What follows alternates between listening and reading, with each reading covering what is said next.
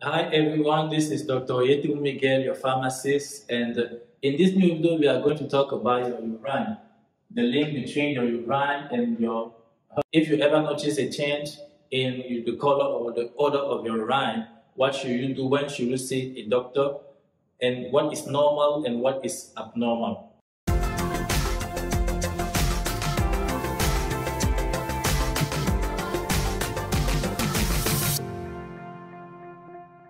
So let's start the video by talking about the normal color of urine. Normal color of urine is pale yellow to amber, and this color comes from a pigment called urochrome, which comes from bilirubin, which comes from hemoglobin. Remember that hemoglobin is found in the red blood cells and helps to transport oxygen throughout all the body to all the body cells. And when red blood cells are destroyed, the hemoglobin in them is also destroyed into bilirubin and later on into urochrome. So this urochrome is going to give the urine its normal yellow color. A normal urine should also be free of clouds and free of particles. Now, these are things that might have an influence on your urine color and odor that can change it positively or negatively. You have the diet, the food that you eat. Some drugs, some medications can affect the color of your urine, as we are going to see later on in the video. Some health conditions are behind the changes in your urine color and urine. And also, intense physical exercise might sometimes lead to changes in urine color and odor. So let's start with clear urine. When your urine is too clear, transparent, it mainly is due to overconsumption of water. You are hydrating yourself too much. It's a signal that your body sends you that you have to lessen your water consumption, your water intake. But it can also be linked to some health conditions such as cirrhosis and viral hepatitis that affect the liver. We have neon yellow urine. It mainly comes from B vitamins such as vitamin B2 and vitamin B12. So if you are taking those in medications or in supplements, do not be surprised to see your urine becoming neon yellow. We have dark brown urine, which might come from foods such as rhubarb, aloe, and fava beans. It can also be caused by conditions such as dehydration or porphyria, which is a condition in which some waste products accumulate in your body. And also, intense physical exercise can darken your urine. We also have some medications such as antibiotics, metronidazole and nitrofurantoin, anti-malaria drugs such as chloroquine, muscle relaxant drugs such as metocarbamol, and epilepsy drugs such as phenytoin.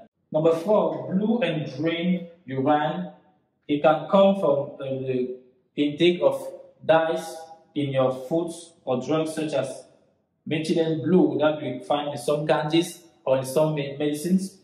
And it can also be caused by infections caused by Pseudomonas aeruginosa. It can also come from some medications such as cimetidine, rifampicin, indomethacin, propofol, and vitamins, B vitamins. Number 5, we have orange urine.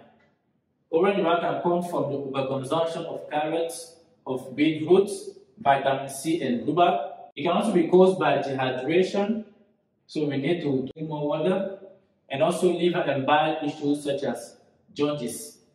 It can also be caused by medications such as rifampicin, which is an antibiotic, sulfasalazine, which is an anti-inflammatory drug, and also some chemotherapy drugs. Number 6, you have red and pink urine that are be caused by beets or rhubarb.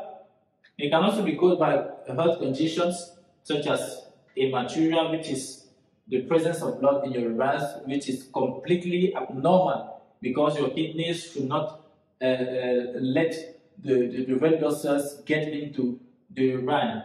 It can also be caused by kidney stones or enlarged prostate in men, or even tumors of bladder tumor or kidney tumor.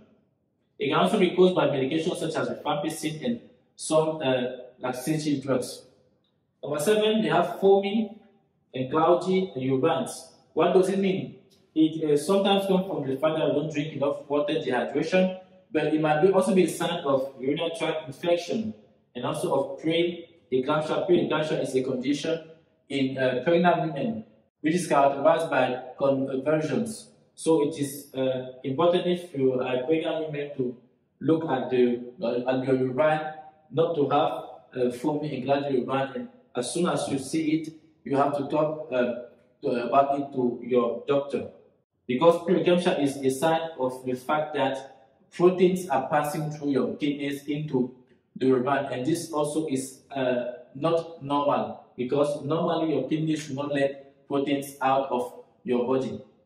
And what about urine odors? If you eat too much asparagus, it might lead you to have the urine having a rotten cabbage odor.